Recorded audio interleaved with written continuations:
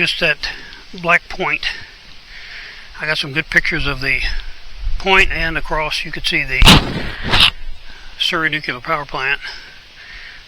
It says thousands of years ago, when the island was larger and drier, Jamestown was more suitable for permanent habitation. In fact, archaeologists have excavated hearths from 2,000-year-old campsites nearby. Nearby, they found pottery and evidence of stone tool making. Soil core samples recovered by geologists revealed evidence of buried cornfields cultivated by American Indians long before the English arrived. On we go.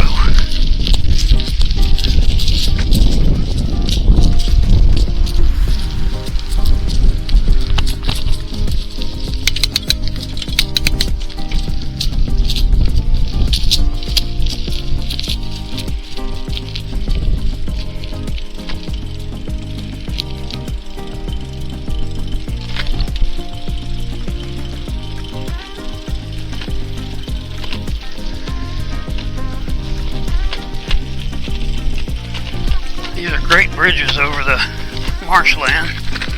A little bumpy. So if you're riding a bike, which you certainly wouldn't want to be walking across these, I don't imagine, when they're open to vehicles, but if you're riding a bike, you really need to be careful. There's some rather large carriage bolts that hold these railroad ties in place.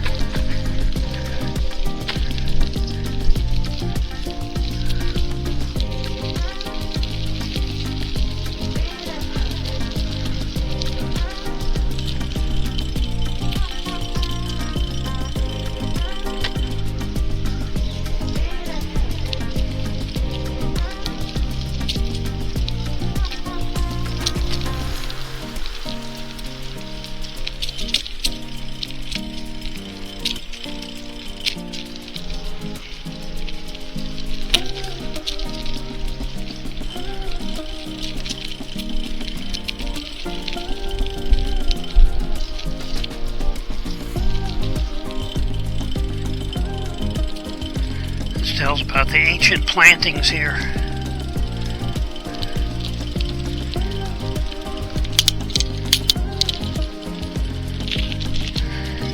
It says Captain John Smith called William Spence an honest, valiant, and an industrious man.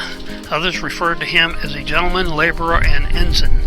Jamestown resident in 1608, Spence served as a member of the newly formed House of Burgesses, Virginia's first legislative assembly, in 1619. In 1614, Deputy Governor Sir Thomas Dale tried to encourage expansion of the colony by allotting acreage to tenant farmers. As an ancient planter, a colonist who paid his own passage and arrived in Virginia before 1616. William Spence received 100 additional acres just east of Jamestown Island as an archer's hope in 1616. Just some more history.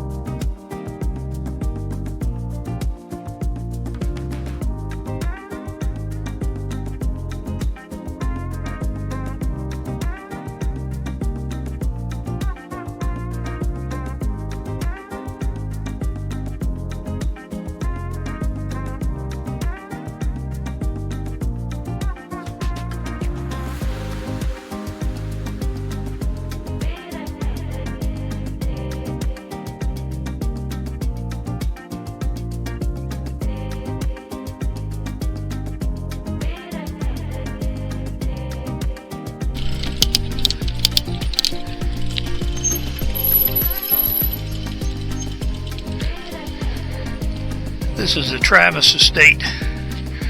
From 1630s into the 19th century, the Travis family owned this part of Jamestown Island. If you follow the trail, You will find gravestones from their family cemetery. The Travis home stood nearby.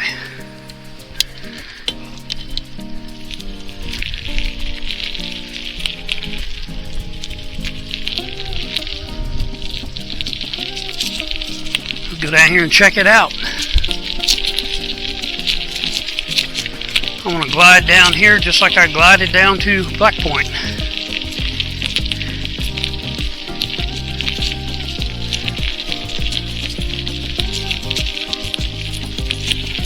Oh yeah.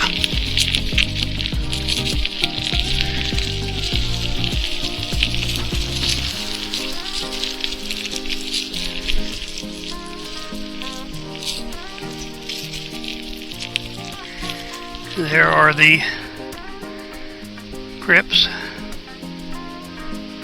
Edward Travis departed this life the 12th day of November in the year of our Lord 1700. And I'm not going to go back and fool with the others, but you can see the concrete markers over there that show the boundary of the cemetery. There's another one beyond that tree. I try to be respectful and not intrude.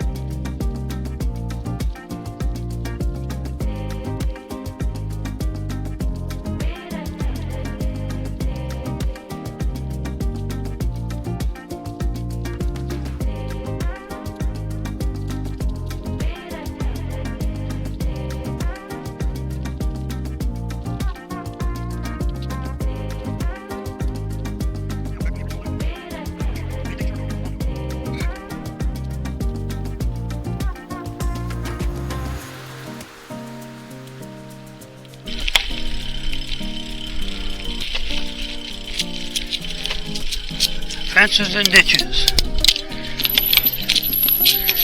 Captain John Smith wrote in 1629 that for goats, hogs, and poultry, they, colonists, have so much more than they spend. They're able to feed 300 or 400 men more than they have. Most of this livestock roam free and often destroyed crops unprotected by stout fencing. The Virginia Assembly repeatedly instructed residents to enclose gardens and orchards. If a marauding hog laid waste to an unfenced pumpkin patch, the offended party had no redress. Today's ditches and berms, slightly raised ground, are all that remain of enclosures that once divided much of this land into fields and pastures.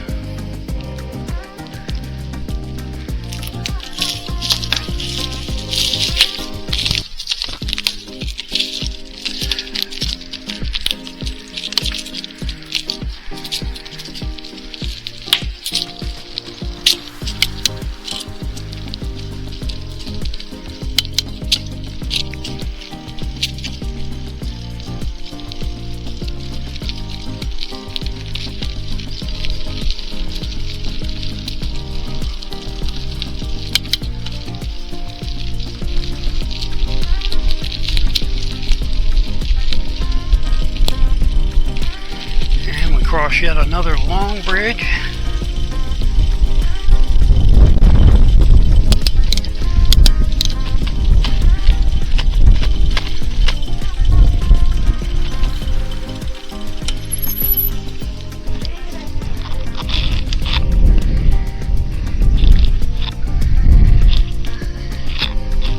Looks like the tide is out. You can see how it usually comes up.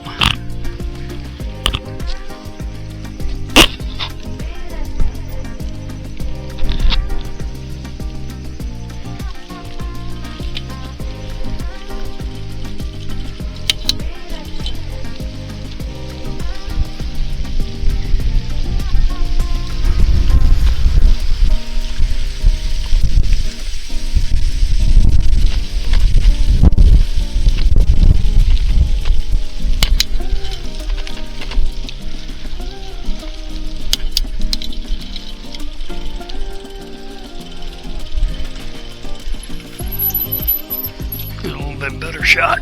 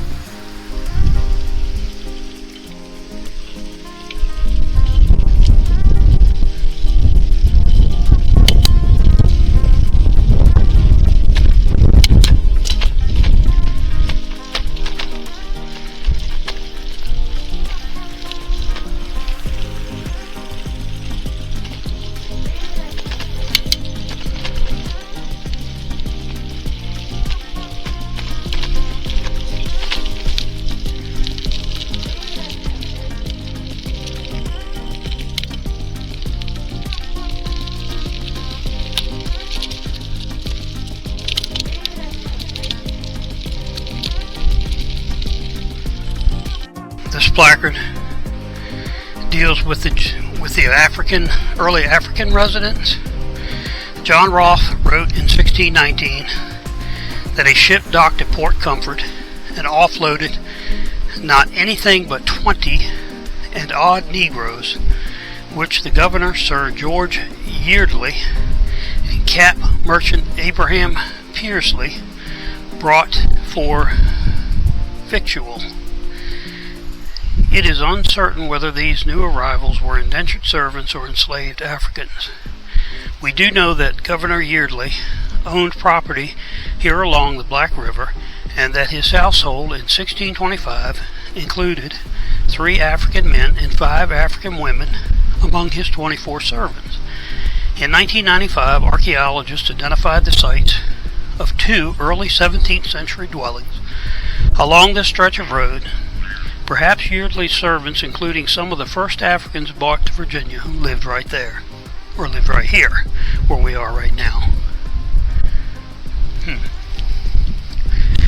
I highly doubt that they were indentured servants.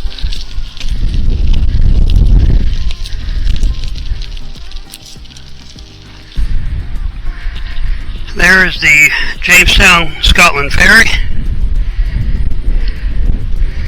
It goes down and across the James River to Surrey County. If we have time today, we're going to go across it. The traffic, even though the federal government is shut down, the traffic is still pretty heavy down here.